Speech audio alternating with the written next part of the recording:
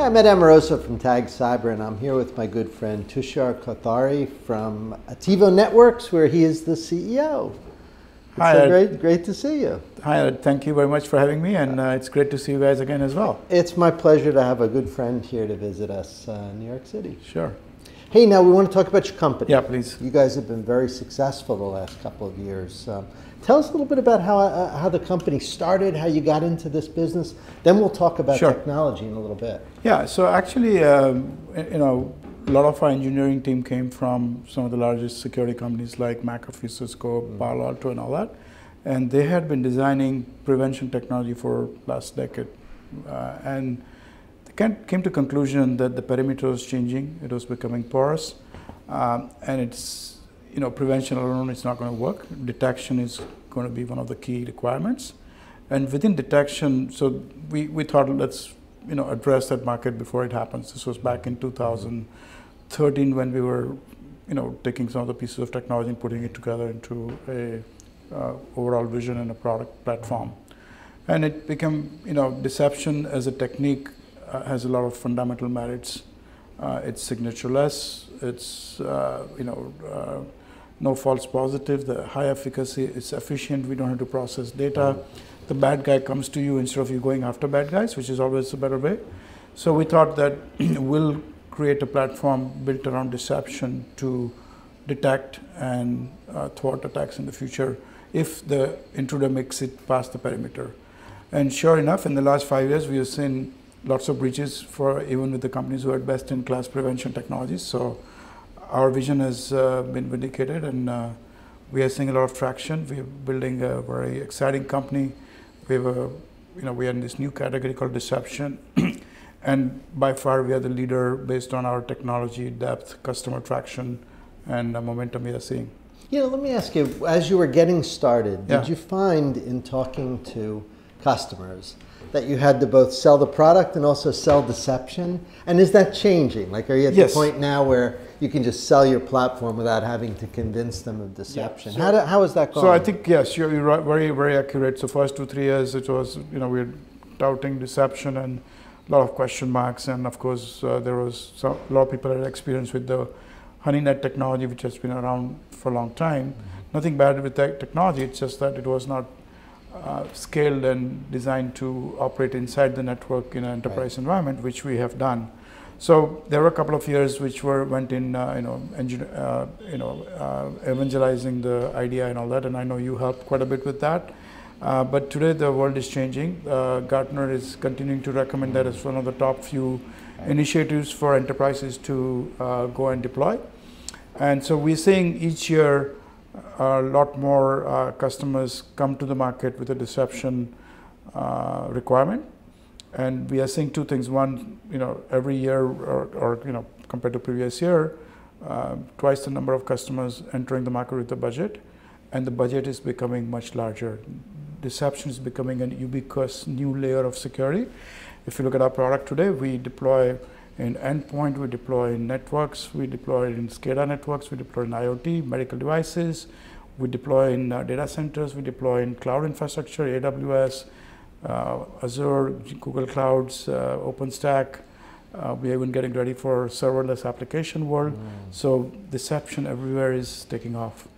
So I'm going to ask a couple of dumb questions. I hope you don't. I don't sound like I'm too ignorant, but I'm trying to think of some things that people might ask. When you say deploy, like deploy to endpoint, are you deploying onto the software that the endpoint's running? Do you deploy adjacent to, or could it be all of the above? So what we do for servers or endpoints. So we do multiple things, right? So one, what's been very important to us and to our success is that our deception is to be very authentic.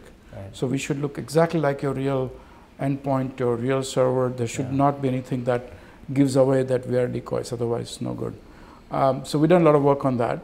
And as part of that, we plant some credentials inside every real endpoint that points to our decoys.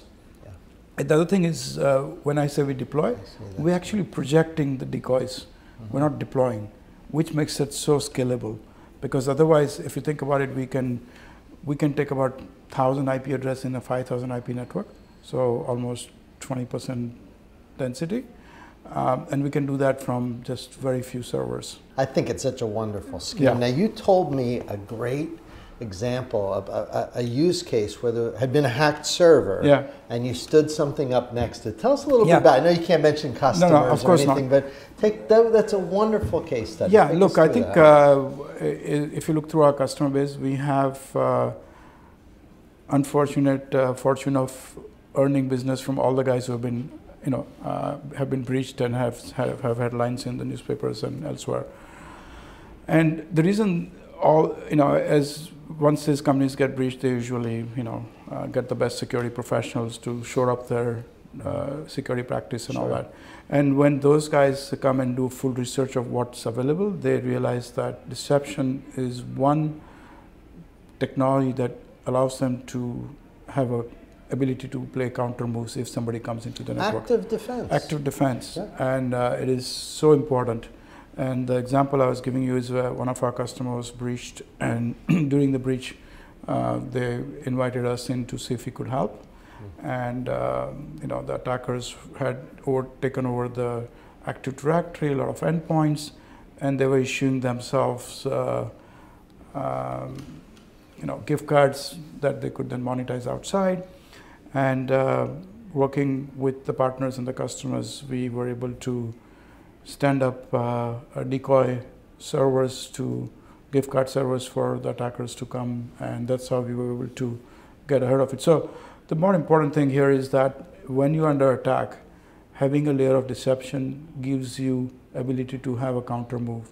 Otherwise, you're just waiting to see where you can find them when you're playing a game of Whack-A-Mole, and it's just not very effective. And but this gives you a tool to play, a card to play, and that becomes extremely valuable on that day. Very powerful. Now, what's been your experience with IoT devices, with things that are, I know you guys deal in that area. That's a big explosion of growth. How do you guys deal with deception in that context? So, Ed, as you know, when we started the company, we built a platform which was really be able to scale, and because we used real operating systems, we could bring any devices. You didn't copy them. Decoys, right. So, give you an example. In partnership with Becton Dickinson, we have licensed images of their actual medical devices to deploy in the healthcare or hospitals alongside the real devices. So if there's a malware, and again, you're projecting these. Yeah, we're projecting. So if I'm hacked, my endpoint is hacked, I may see credentials for something that's fake. But not only credentials, you'll actually see some fake infusion pump or medical devices. Likewise, in the POS environment, in the retail stores, we project POS terminals. So if you have 5 terminals, we'll have 2 more terminals which look. So the attacker will see 7 terminals instead of 5. And as such, nobody should be talking and touching us. So the moment that happens, we're able to catch them. Is medical probably one of the more aggressive areas? Yeah, medical is a very aggressive area. Retail is another aggressive area. Bad guys go after where there's money or valuable information. Healthcare always has a lot of valuable information. And also, typical healthcare organization does not have a deep security stack or people, both quantity and expertise. So they tend to manage to break through and be inside the network more often than it would be at an XYZ bank. So they see a lot more value in our technology, or they see even a greater value. The good thing about deception is that we don't generate false positives, so you don't need a large staff to go through 1,000 alerts to see which one is real, because medical industry cannot afford that kind of investment that typical financial institution will make. I know so our technology becomes even more valuable. You just came visiting from Washington. You were down in D.C. I would imagine federal government applications, this should be the next big step in protecting critical infrastructure. I hope the answer is yes. Are they starting to adopt this sort of thing? It is yes. It is yes. We are seeing a lot of traction, and there is really a strong partnership with the government to now deploy this, and we think the government is also going to promote this technology in not only government but commercial environment as well. Because this is a powerful tool for law enforcement as well. Because you can detect, see what the guys are doing, Our technology provides full TTP of the attack, what the attacker did, all those things. We also have the capability to entertain bad guys for as long as you want to. So, for example, if there's a foreign adversary trying to come into our, State Department trying to steal information, we could direct them into our environment, make it look real, give them some false information.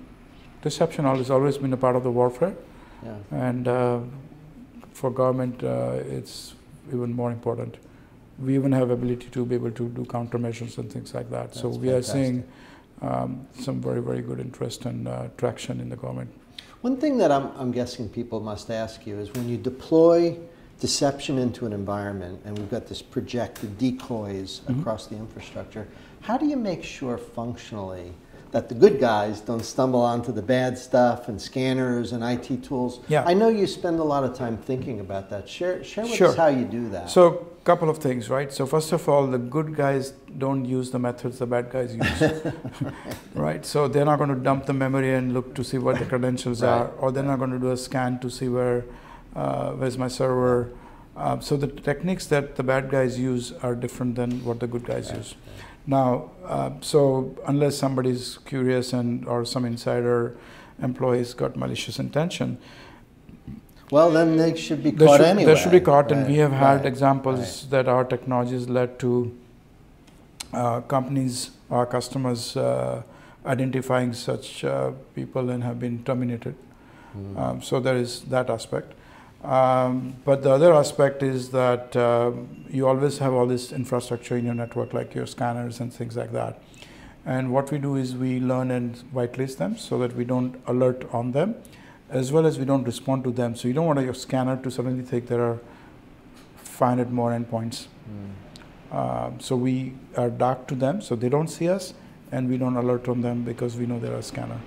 So we have been deployed in about 25 Fortune 500 companies, and we have encountered many combinations of all these things, and now have a very refined solution that does not create any issues from that perspective. And your team would take care of any license management or other inventory things an IT team would worry about. They don't need to discover they need to do anything, your components for life. Because that's usually, discovery, as you know, is always, you're either worried about security or you're worried about inventory and licensing, and that's not an issue. Not an issue. That's part of the deal. And one, because we don't, so one, we provide license for all the decoys we project. And look, licensing is not expensive because we have one to many. I mean, one VM can take hundreds of IP addresses and look 100 different devices. And we've done a lot of work that even if an attacker comes 100 times, each one, it all looks completely different. So he's not going to be able to make out. So there's negligible cost from licensing perspective. And then if you have tools that are doing discovery, we can stay silent so we don't show up. Would I be correct to guess that just about every one of your customers asks about cloud at some point, and how they extend this to Amazon or Azure type infrastructure? How do you do that? Yeah, so actually it's very exciting times for us because, as you know, the world is moving to cloud infrastructure, and a lot of companies are moving their data centers to cloud and applications to cloud. And all the current security controls they have don't easily transfer to the cloud environment. Our technology is ideal for that kind of environment, so we can be spun up inside your Amazon or Google Cloud or Azure environment, and we can look like another application server. We have deception for Lambda functions. We have deception as S3 buckets. All these different things. So we blend in and create a layer of deception just like we would in the normal networks. Very easy to scale, and because we don't crunch or use up any CPU cycles, we are not expensive to deploy. So it's a natural fit in the market. And as you know, now the trends are to have serverless applications in the world as we move forward. Our technology is particularly more important because we can continue to provide deceptive application servers and plant credentials that attacker could trip on. I would imagine that's a growing part of the business. Very must significant growing part of business. We're beginning to see it lift off. And the good thing about our company is that we have ubiquitous platform support. So from appliance to VMware to all the cloud infrastructures, OpenStack, all different form factors in all different ways. And then we've done a lot of work to scale across the globe without touching the switching infrastructure with a series of forwarders, very advanced capabilities, so that we can project deception in your office in Japan from here and show you what's going on. We also provide a lot of visibility that's not available typically to security teams. Because we sit in the subnets and are in listen mode, from the broadcast information, we build a map of what's in the network at any given time. We record all that, and if there's an incident, you can go back and replay to see what time did this endpoint log into the network and what did it do next and how the attack progressed. So that really suggests that it's a lot more than just visibility. Like your Threat Defend is the platform, and I think when I first became aware of what you were doing years ago, it was more about visibility. Now I think it's more across the whole life cycle, right? With a lot of emphasis on mitigation and response. Correct. We actually integrate with all the different infrastructure that the customer may have, endpoint management systems, their NAC, their EDRs, their firewall switches, so on, or their SIMs. We provide data directly, and through the API we can signal to a firewall or switch to quarantine a particular endpoint until the security team has the time to look. So we've done a lot of work to automate and make us much more scalable. Our goal is to have zero IT footprint, so we should not be consuming additional resources. In fact, we have very large deployments running with near zero IT infrastructure because we don't generate hundreds of false alerts. And when we give an alert, it's considered very high fidelity, and security teams focus on those first. It's a well-engineered design. Yes. Very good. Another aspect of our technology that I'm not sure if I had a chance to share with you, in addition to doing all these things, we can actually reduce the attack surface. So what we do is, on demand, we can go through the network, go to each endpoint, think like an attacker. If I'm an attacker, what are my opportunities? Where can I go from here? So let's say your endpoint had logged into my endpoint and left your credentials behind that, then an attacker can capture that and go to your endpoint. So then we go to your endpoint to see where can he go from there. Is this ThreatPath? ThreatPath. You see, I did my homework. You did your homework. I read the book before you came on. Thank you. You always ahead of me. The lateral traversal. That's and so very good. Very good capability. And so what we do is now help you remove those open paths before an attacker can traverse them. So we're reducing the attack surface, and we are working on a lot of things to automate that in the future, where we can automatically clean that up for you under certain circumstances. That's a powerful capability. So that's another powerful capability. So we are bringing all the capabilities that they're not duplicated or replicated by other technologies. You know, I want to ask you a question now, not as CEO, but as industry veteran. And I want to ask you about cybersecurity in general. Are you surprised that today, we're in 2018, that it's all over the news? You can barely turn the TV on without people talking about cybersecurity. A few years ago, it was not like that. Does this surprise you? No, it doesn't surprise me, and I think you and I chatted about it. I think eventually, because internet has anonymity, so you can, from one individual can take 500 IP addresses and launch 500 different attacks from it, and he's got scale, he's got anonymity, very little prosecution. Most of it is in different countries. So it's a chaotic environment, and I don't know if it can be sustained forever. I don't think so either. I'm just, it's always, the anonymity and so on has always been true, but now, just flip the news on, and 3 out of every 5 stories are about some sort of hacking or I watch TV and I think I'm watching tech TV anymore. And we as a cybersecurity industry are doing all the things to get better and ahead. Deception is the first technology that actually turns the table. A lot of work has been done to prevent somebody from coming in. We are changing the game and turning the table on the bad guys to increase the cost. Well, I hope they keep doing that. I was glad to see the NIST cybersecurity framework included deception a few years ago, and sure looks like you're doing great. We've been really excited. Our company is at a very exciting juncture. We're seeing deception taking off. We are well positioned, and the exciting thing is that not only we are getting the customer tractions, but the customers are looking to deploy us across the entire network. Because as you know, if we close 2 doors but leave one open, the bad guy is going to come through that. So deception has to be comprehensive, and it needs to address all methods of attack so that it is a very powerful tool. And that's what we are seeing, and that's what's fueling growth of our company.